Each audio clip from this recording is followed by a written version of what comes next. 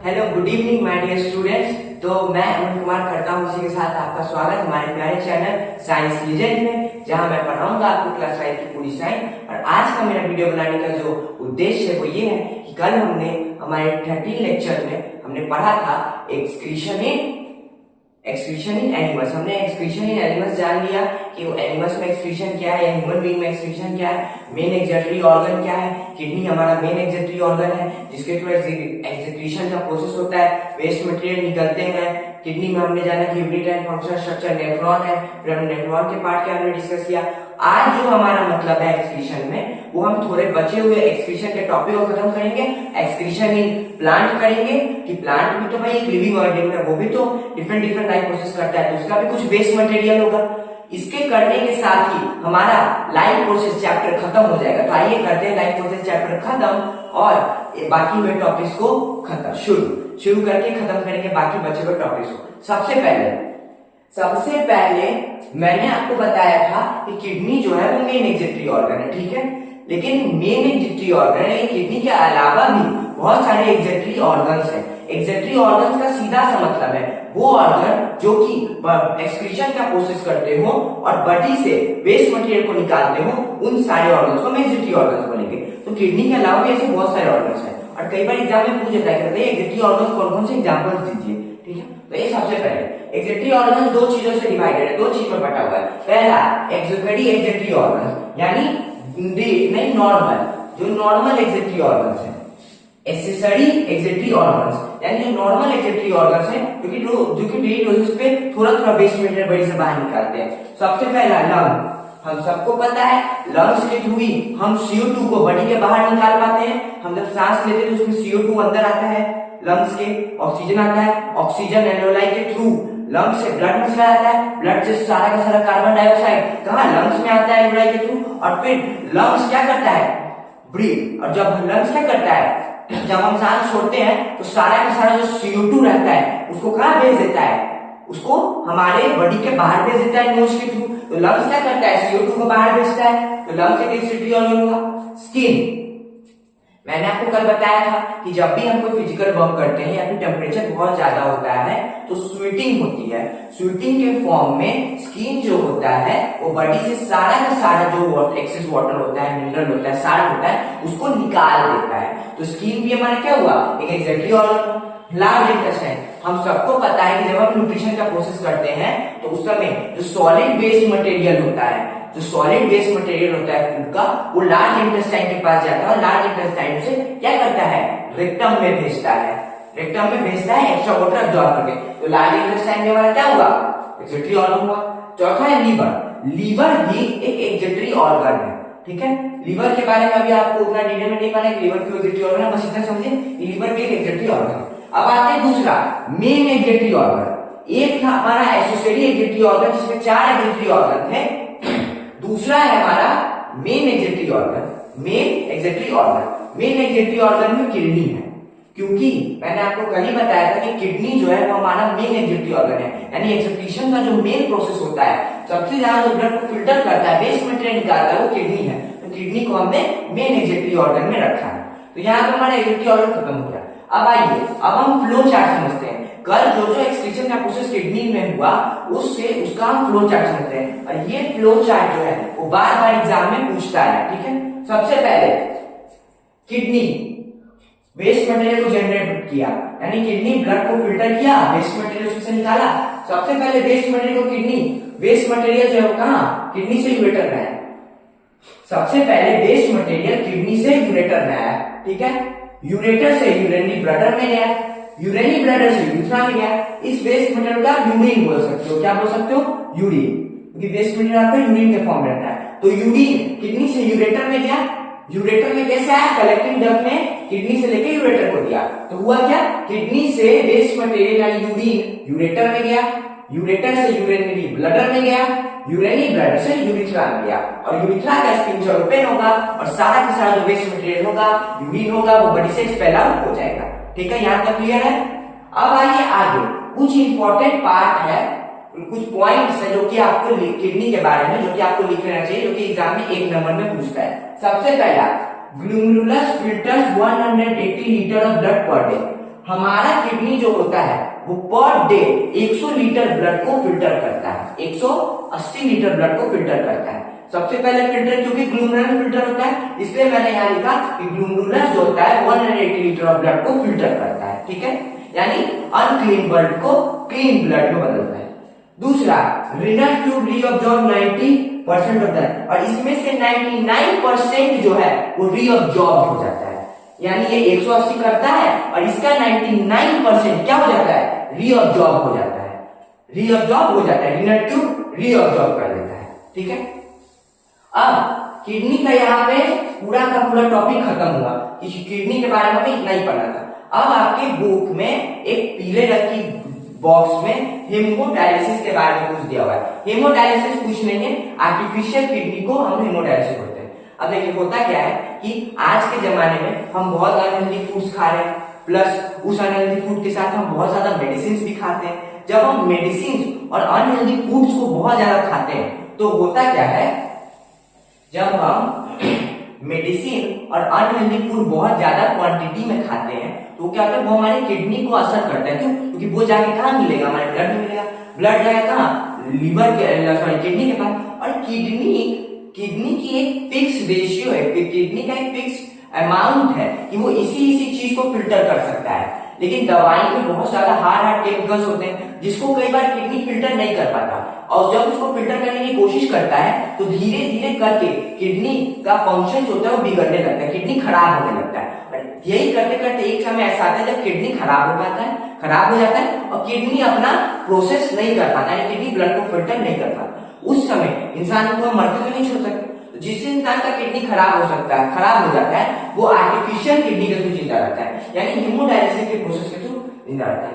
Hemodialysis के process में क्या होता है कि हम 2 बॉटल्स लेते हैं, एक में हम डायलिसिस डालते हैं, एक में हम डायलिसिस का सोल्यूशन डालते हैं, दूसरे में जो भी वेस्ट मटेरियल होता है वो आके ब्लड से जमा होता है, ठीक है, जमा होता है। 2 बोतल रहती है।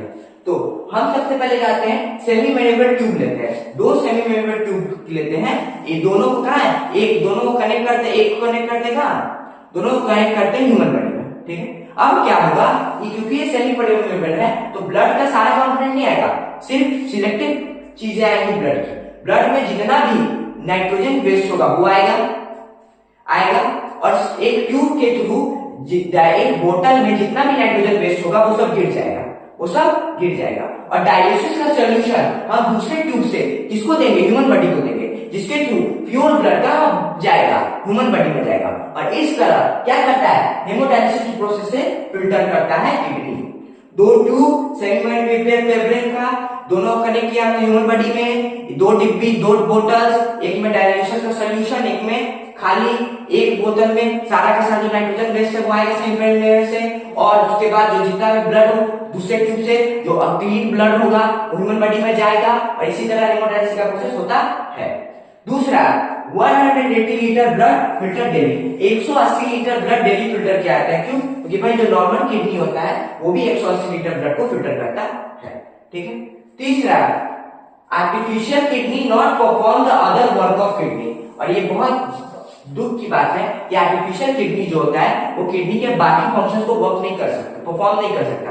मैंने आपको किडनी के और भी फंक्शन बताए थे। किडनी का फंक्शन सिर्फ ये नहीं जो एक्सक्रीशन का प्रोसेस करे, वो बहुत सारे प्रोसेस करता है, हार्मोन्स का प्रोडक्शन करता है, आयनिक कंपोजिशन को रेगुलेट करता है। ये सारा चीज आर्टिफिशियल किडनी नहीं कर सकता। आर्टिफिशियल किडनी सिर्फ और सिर्फ ब्लड को फिल्टर कर सकता है। तो जिस इंसान का किडनी खराब हो जाता है वो आर्टिफिशियल किडनी के थ्रू जिंदा रहता है और इसके थ्रू ब्लड को फिल्टर। यहाँ पे हमारा किडनी का पूरा टॉपिक खत्म हुआ। अब आइए एक्सक्रीशन इन प्लांट, कि भाई एक्सक्रीशन का प्रोसेस तो प्लांट भी करेगा, क्योंकि प्लांट भी लाइफ प्रोसेस करता है, और जो लाइफ प्रोसेस करता है वो सब के सब क्या करेंगे, एक्सक्रीशन का प्रोडक्ट है। तो ये प्लांट में जाते हैं एक्सक्रीटरी प्रोडक्ट कौन-कौन से। सबसे पहला oxygen, carbon dioxide is diffused through stomata. हम सबको पता है कि ऑक्सीजन जो होता है वो क्या होता है, प्लांट का वेस्ट प्रोडक्ट है। कार्बन डाइऑक्साइड का बोलेगा सर कार्बन डाइऑक्साइड कैसे वेस्ट प्रोडक्ट है, बताओ तो। अभी रात के समय में इमेजिन करो, रात के समय में क्या होता है, रात के समय में क्या होता है कि प्लांट जो होता है वो फोटोसिंथेसिस का प्रोसेस नहीं कर पाता। रात के समय में प्लांट फोटोसिंथेसिस का प्रोसेस करेगा नहीं। तो रात के समय में प्लांट जो होता है वो क्या करता है, रिस्पिरेशन करता है। और और जैसे ही रात में रेस्पिरेशन करता है प्रोडक्ट निकल के आता है CO2, और रात के समय प्लांट ज्यादा CO2 को रिलीज करता है। तो क्योंकि वो CO2 को रिलीज कर रहा है तो CO2 क्या हुआ, उसका वेस्ट प्रोडक्ट हुआ। रात के समय में CO2 का उसको कोई काम नहीं है, तो CO2 उसका क्या हुआ, वेस्ट प्रोडक्ट हुआ, इसलिए मैंने CO2 लिखा। तो ऑक्सीजन और कार्बन डाइऑक्साइड जो है वो स्टोमाटा के थ्रू वो डिफ्यूज करता है, तो ये उसके वेस्ट प्रोडक्ट हुआ। दूसरा, excess water is remove by the transpiration. हम सबको पता है प्लांट जो होता है वो अपना टेम्परेचर रेगुलेट करने के लिए, बैलेंस करने के लिए स्टोमाटा के थ्रू ट्रांसपीरेशन की प्रोसेस में वाटर को इवेपोरेट करता है सनलाइट के प्रेजेंस में। तो वाटर जो हुआ उसका क्या हुआ, वो उसका एक्सेसिव प्रोडक्ट हुआ। तीसरा, plant can even lose some of their old plants like bark of tree. आपने कई बार देखा होगा कि आपके घर में जो पेड़ पौधे होंगे उसमें जो पत्ते होते हैं वो पीले पड़ने लगते हैं, एक समय के बाद वो हरे पत्ते पीले पड़ने लगते हैं। जैसे ही वो पत्ते पीले पड़ते हैं कुछ दिन बाद वो पत्ते टहनी चालू होकर नीचे गिर जाते हैं। तो वो जो पत्ते पीले हो गए अब वो प्लांट के किसी काम के नहीं, क्यों, क्योंकि अब वो पत्ते फोटोसिंथेसिस का प्रोसेस नहीं कर सकते।